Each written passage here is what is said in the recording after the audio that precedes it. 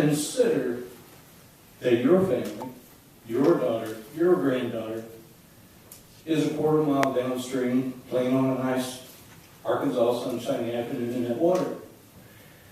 That orange boom represents the regulations that we have in place today.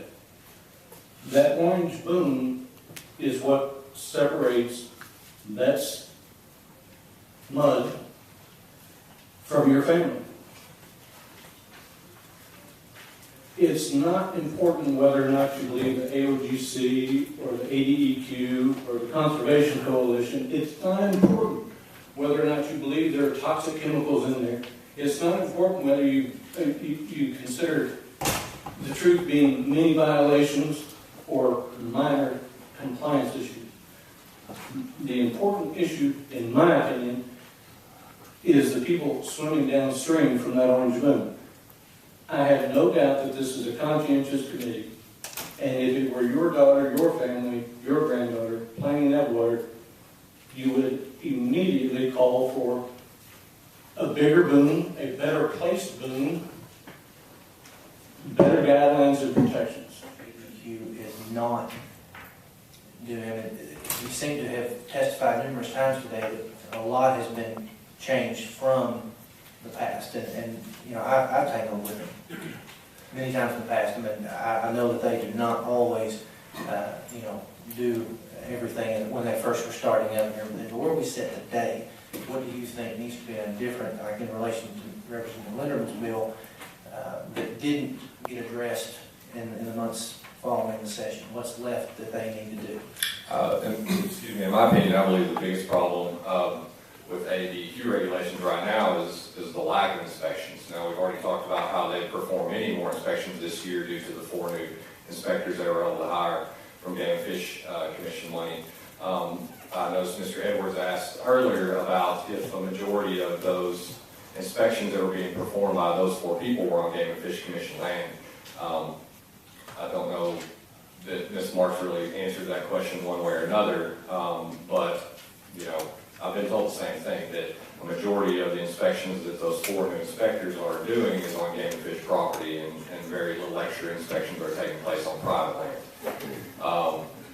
I believe their report, depending on the accuracy of the information they were given by ADEQ, showed that there were only around 530 something odd inspections done between 2006 and 2010. During that time period, just in the Fayetteville Shale area alone, you know, we had over 3,000 natural gas wells. So right there, you're seeing only 500 of the 3,000 something gas wells that were inspected. She did make a comment that, well, in the newspaper article, the ADEQ made the comment that they were trying to hit every single well pad at least once now.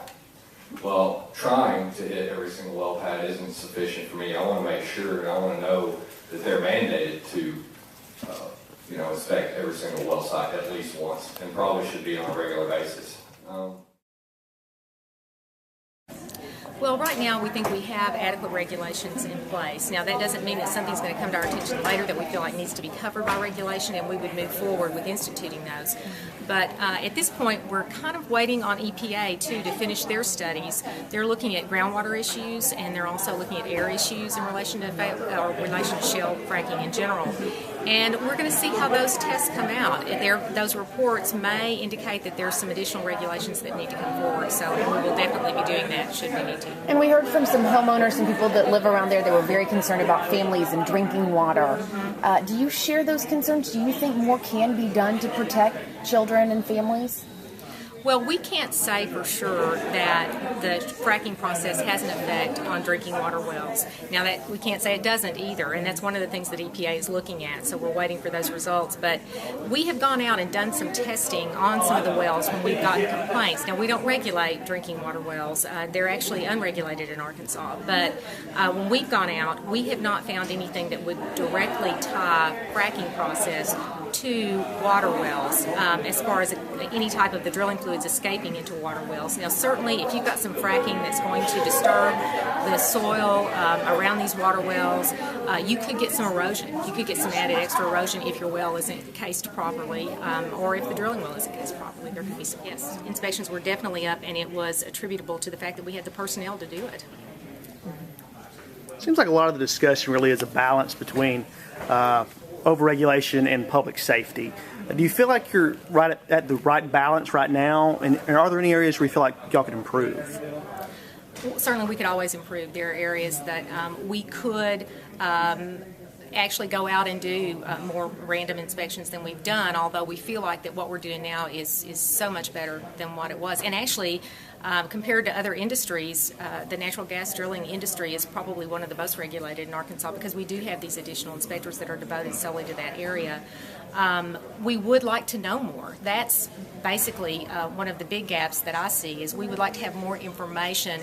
And these reports, hopefully, that EPA is going to do is going to give us a lot of that information. We have got some cameras that we bought with some monies, a grant fund that we got from EPA, where we've got some infrared cameras that we're looking at fugitive emissions, air emissions from some of these drilling sites, and hopefully that will give us a little more information. And certainly we can tell the industry when they're losing those fugitive emissions because that's product for them. They don't want to lose it.